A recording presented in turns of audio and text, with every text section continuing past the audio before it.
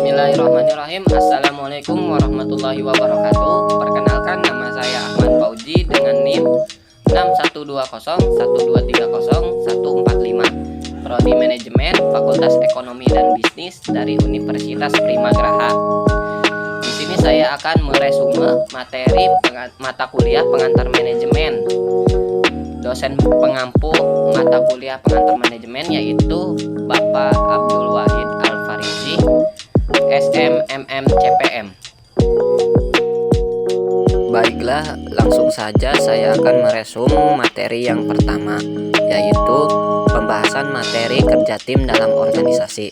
Tim kerja dalam organisasi adalah kelompok individu yang bekerja sama untuk mencapai tujuan yang sama.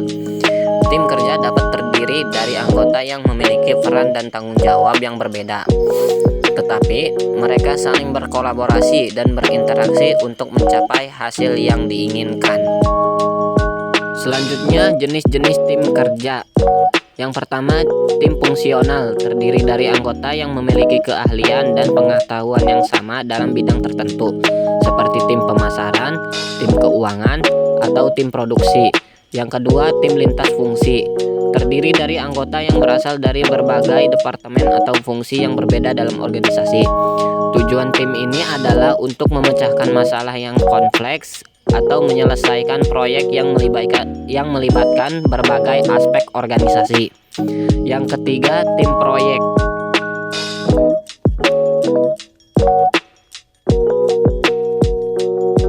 Tim proyek terdiri dari anggota yang bekerja bersama untuk menyelesaikan proyek tertentu dalam batas waktu yang ditentukan.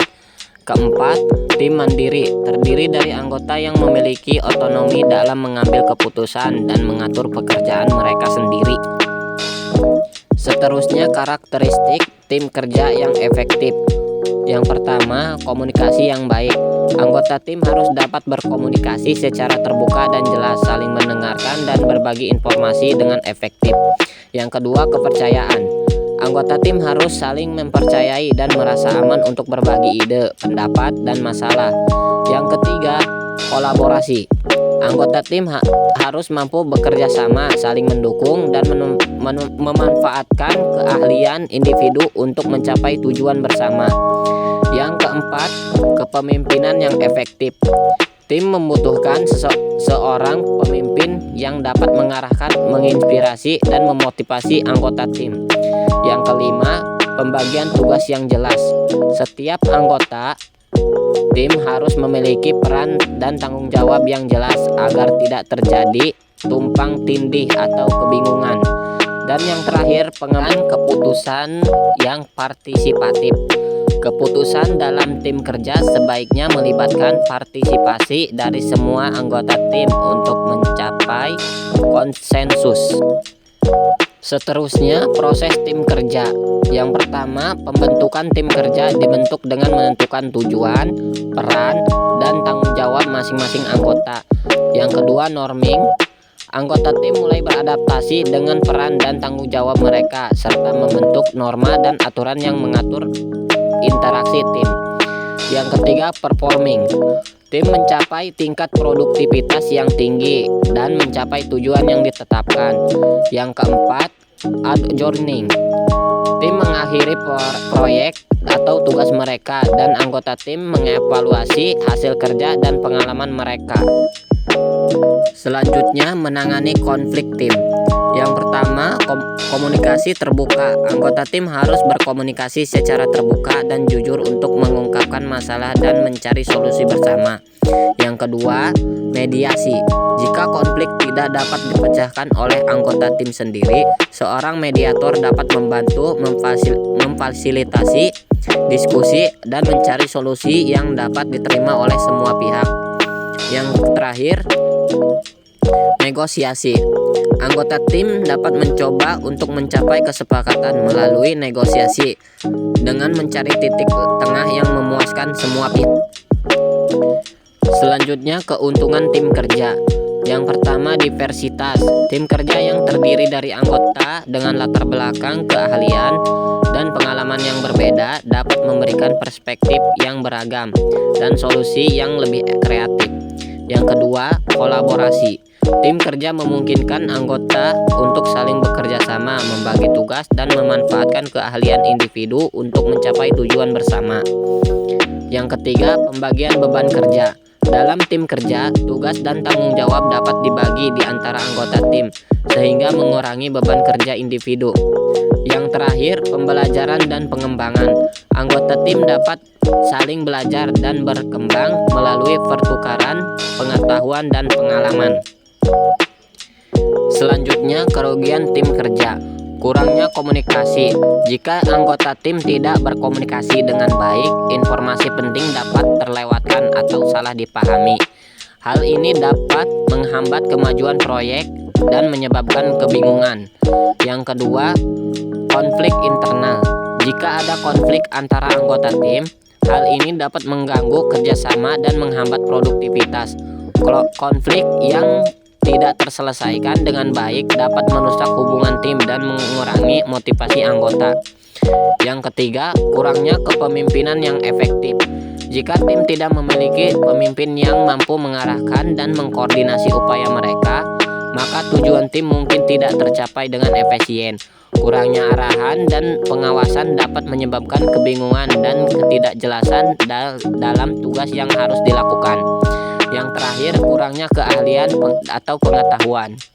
Jika tim tidak memiliki anggota yang memiliki keahlian atau pengetahuan yang diperlukan untuk menyelesaikan tugas, maka kualitas pekerjaan dapat terpengaruh. Kurangnya keahlian dapat menghambat kemajuan tim dan menghasilkan hasil yang kurang memuaskan. Dilanjut materi yang kedua, pengertian komitmen organisasi. Komitmen organisasi adalah sikap positif karyawan terhadap organisasi tempat mereka bekerja, yang mencerminkan loyalitas, keterikatan, dan keinginan untuk berkontribusi pada kesuksesan organisasi. Selanjutnya, bentuk komitmen organisasi. Yang pertama, komitmen afektif. Karyawan mencintai dan merasa terikat pada organisasi. Kedua, komitmen kontinu. Karyawan merasa terikat pada organisasi karena alasan ekonomi dan praktis. Yang ketiga, komitmen normatif. Karyawan merasa terikat pada organisasi karena ketertarikan moral dan etika. Seterusnya, ciri-ciri komitmen organisasi. A. Kesediaan untuk membantu organisasi mencapai tujuannya. B. Loyalitas baik kepada organisasi maupun rekan kerja. C. Memiliki identitas dengan organisasi. Seterusnya, aspek-aspek komitmen organisasi. Yang pertama, komitmen terhadap tujuan organisasi. Yang kedua, komitmen terhadap tugas kerja. Yang ketiga, komitmen terhadap rekan kerja. Selanjutnya, faktor-faktor yang mempengaruhi komitmen organisasi. Yang pertama, keadilan dalam memperlakukan karyawan. Yang kedua, lingkungan kerja yang kondusif. Yang ketiga, karir yang menarik dan kesempatan pengembangan. Dilanjut materi yang ketiga, definisi pengendalian. Pengendalian adalah pengukuran dan perbaikan terhadap pelaksanaan kerja bawahan agar rencana-rencana yang telah dibuat untuk mencapai tujuan-tujuan perusahaan dapat diselenggarakan. Pengendalian bertujuan supaya proses pelaksanaan dilakukan sesuai dengan ketentuan dari rencana. Selanjutnya, asas-asas pengendalian meliputi asas tujuan, asas efisiensi, asas tanggung jawab, asas pengendalian, asas refleksi rencana, asas penyesuaian dengan organisasi, asas pengendalian individual, asas standar, asas strategis, asas kekecualian, asas fleksibel, asas peninjauan kembali, dan asas tindakan. Yang kedua, jenis-jenis pengendalian meliputi pengendalian intern, pengendalian ekstern, pengendalian resmi, dan pengendalian konsumen. Selanjutnya, proses pengendalian manajemen adalah sistem yang diterapkan untuk mengatur setiap elemen manajemen agar tetap terarah dalam kegiatan mereka. Sistem ini memiliki beragam fungsi seperti mengurangi potensi konflik, mencapai target kegiatan tepat waktu, dan meningkatkan efisiensi dalam kegiatan rutin. Pengendalian manajemen harus diterapkan pada semua unsur manajemen, seperti personel atau staf, aktivitas, penggunaan sumber daya, hingga proses eksekusi dan evaluasi. Perusahaan besar maupun bisnis kecil rumahan harus menerapkan sistem ini jika ingin berkembang dan sukses. Seterusnya, cara dan langkah-langkah pengendalian manajemen. Yang pertama, perencanaan program. Yang kedua, penentuan tujuan. Yang ketiga, penentuan durasi program. Yang keempat, penentuan para penanggung jawab. Yang kelima, perencanaan manajemen risiko. Yang keenam, perencanaan pembiayaan. Yang ketujuh, pelaksanaan dan pengawasan. Yang kedelapan, pencatatan dan akunting. Dan yang terakhir, laporan dan evaluasi. Seterusnya, proses pengendalian. Langkah-langkah proses pengendalian menurut Supriyono 2000.210 adalah sebagai berikut. Yang pertama, menentukan objek-objek yang akan diawasi. Kedua, menetapkan standar sebagai alat ukur pengawasan atau yang menggambarkan pekerjaan yang dikehendaki. Yang ketiga, menentukan prosedur, waktu, dan teknik yang digunakan. Yang keempat, membandingkan antara hasil kerja dengan standar untuk mengetahui apakah ada perbedaan. Dan yang terakhir, melakukan tindakan-tindakan perbaikan atau korektif terhadap suatu penyimpangan. Seterusnya, sifat dan waktu pengendalian. Sifat dan waktu pengendalian dibedakan atas. Yang pertama, preventive control adalah pengendalian yang dilakukan sebelum kegiatan dilakukan untuk menghindari terjadinya penyimpangan-penyimpangan dalam pelaksanaan suatu kegiatan. Yang kedua, repressive control adalah pengendalian yang dilakukan setelah terjadinya kesalahan dalam pelaksanaan suatu kegiatan dengan maksud agar tidak terjadi pengulangan kesalahan. Yang ketiga, pengendalian saat proses dilakukan. Jika terjadi kesalahan, segera diperbaiki. Yang keempat, pengendalian berkala adalah pengendalian yang dilakukan secara berkala, misalnya per bulan. Dan yang terakhir, pengendalian mendadak adalah pengawasan yang dilakukan secara mendadak untuk mengetahui peraturan-peraturan yang ada telah dilaksanakan dengan baik. Selanjutnya, alat-alat pengendalian manajemen ada 3 macam, diantaranya yaitu akuntansi dan anggaran perusahaan, statistik, komputer, dan pengolahan data. Dilanjut dengan materi yang keempat, pengertian manajemen konflik. Manajemen konflik adalah proses yang digunakan untuk mengatasi dan mengatur konflik yang terjadi dalam bisnis atau organisasi. Konflik adalah hal yang rawan terjadi di dunia bisnis karena persaingan yang ketat. Namun, konflik dapat diminimalisir dan dicegah dengan mengimplementasikan manajemen konflik yang baik. Ini penting untuk mengelola konflik agar tidak menyebabkan perpecahan, permusuhan, dan persaingan yang tidak sehat, serta mempengaruhi produktivitas. Manajemen konflik juga digunakan untuk menyelesaikan konflik dan menyatukan kembali berbagai pihak melalui solusi yang sesuai. Selanjutnya, fungsi manajemen konflik. Fungsi manajemen konflik memiliki beberapa fungsi utama, di antaranya mencegah timbulnya konflik, mengelola konflik yang sudah terjadi, menyelesaikan konflik, meningkatkan kualitas hubungan, mengembangkan keterampilan komunikasi, meningkatkan produktivitas, menjaga stabilitas organisasi, mengembangkan kemampuan negosiasi, meningkatkan kemampuan dalam mengelola emosi, membuat organisasi lebih adaptif, mengembangkan kemampuan dalam mengelola perbedaan, mengembangkan keterampilan dalam mengambil keputusan, meningkatkan kualitas pengambilan keputusan. Seterusnya, contoh-contoh manajemen konflik. Contoh-contoh manajemen konflik. Contoh manajemen konflik dalam organisasi antara lain konflik antara manajer dan karyawan, konflik antar departemen, konflik dengan klien, konflik dengan mitra kerja, konflik dalam pembagian tugas, konflik dalam pembuatan keputusan, konflik dalam alokasi sumber daya, konflik dalam pengembangan karir, konflik dalam pembagian tanggung jawab. Selanjutnya, strategi manajemen konflik. Strategi manajemen konflik. Setelah kita mengetahui pengertian, fungsi, dan pentingnya manajemen konflik, yang tidak kalah penting adalah melakukan strategi untuk mengatasi konflik tersebut. Berikut ini strategi manajemen konflik yang dapat dilakukan.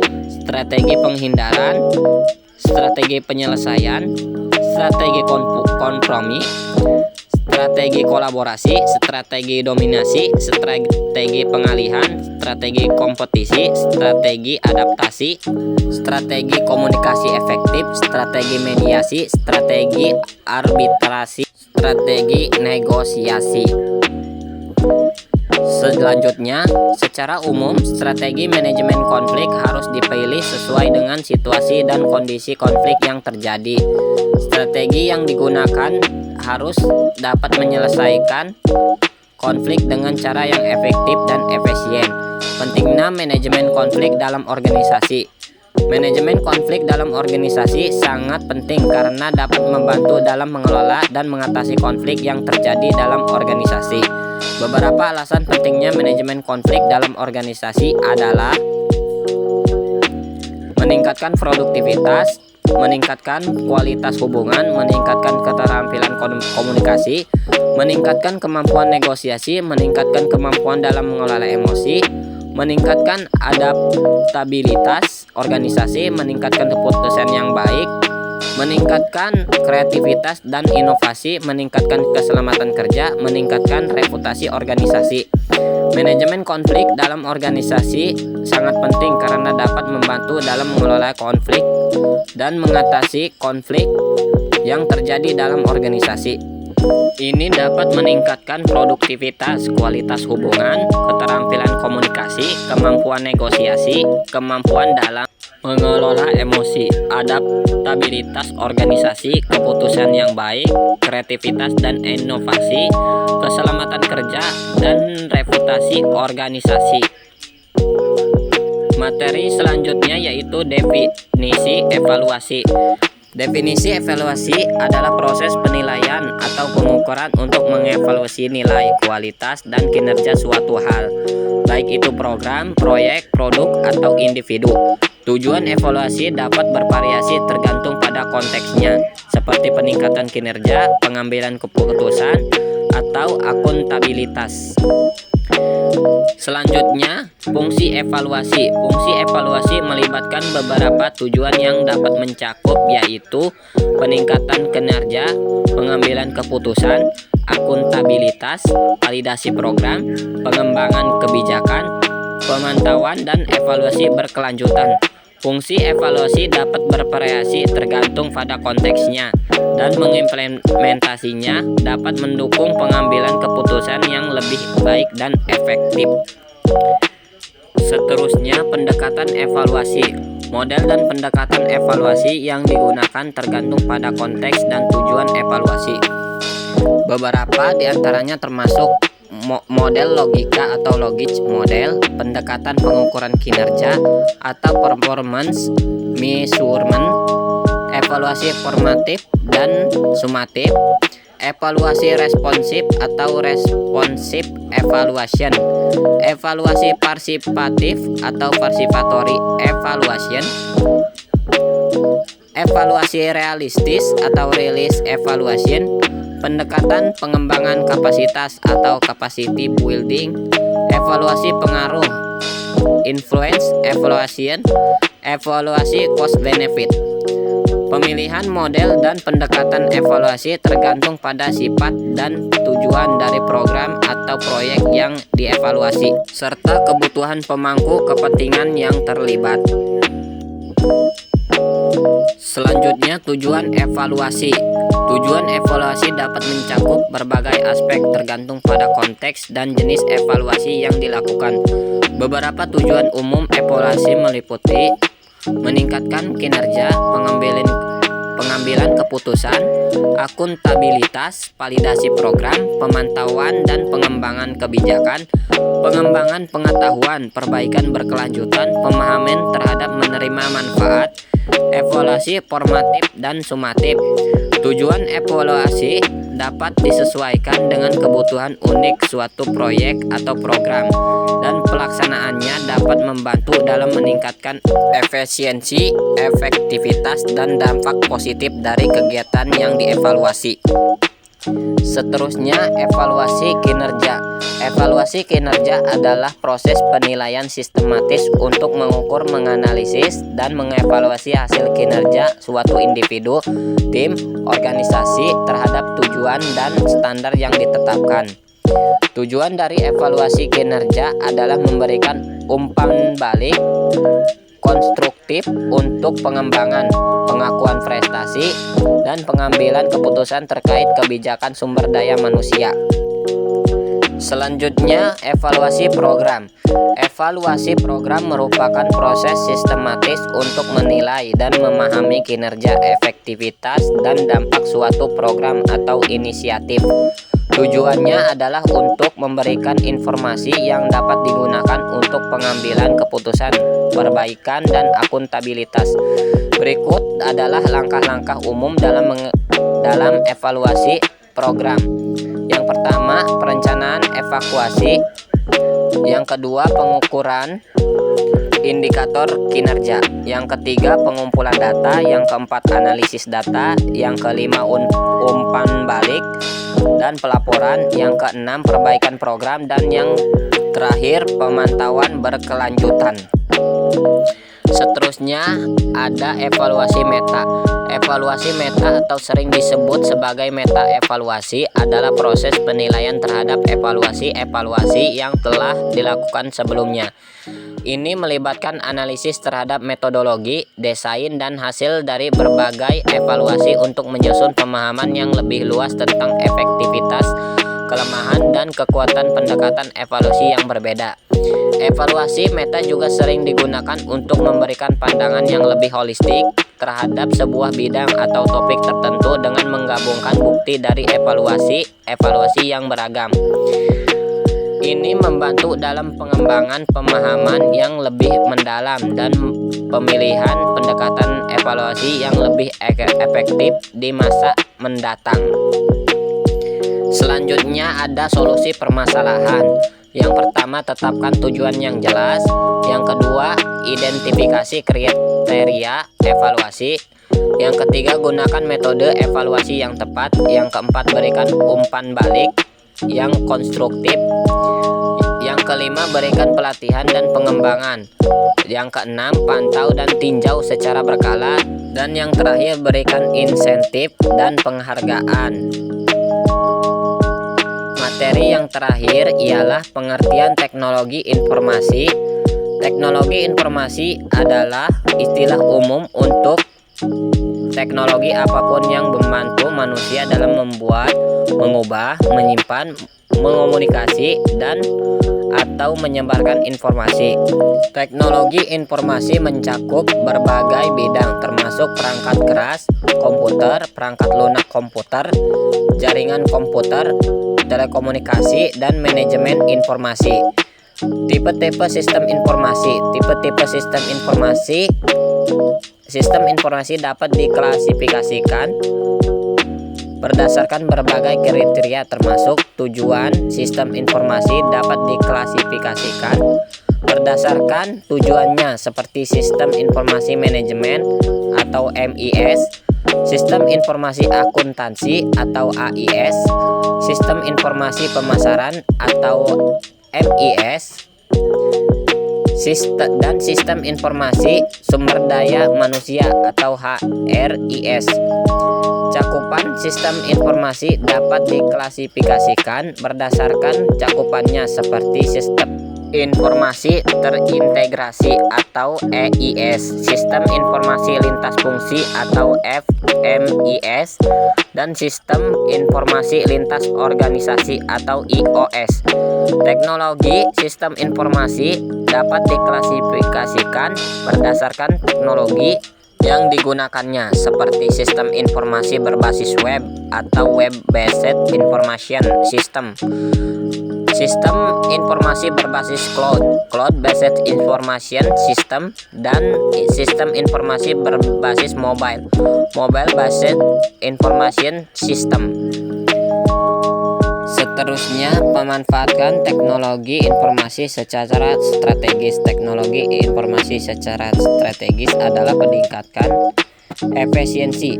Teknologi informasi dapat digunakan untuk meningkatkan efisiensi operasional organisasi, seperti dengan otomasi proses bisnis dan penggunaan teknologi cloud. Peningkatan efektivitas.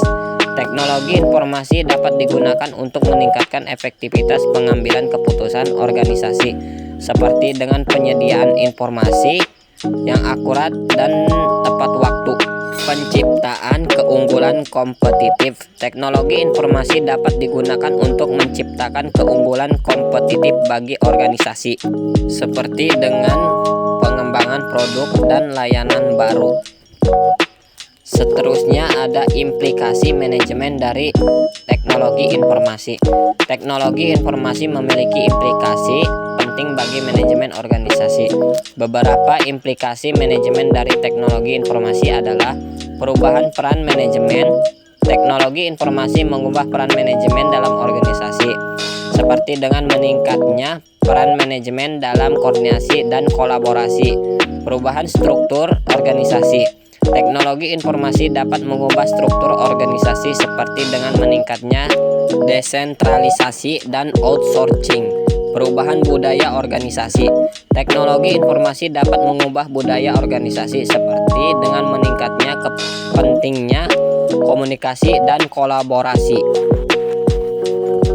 Seterusnya, ada berikut beberapa contoh implikasi manajemen dari teknologi informasi.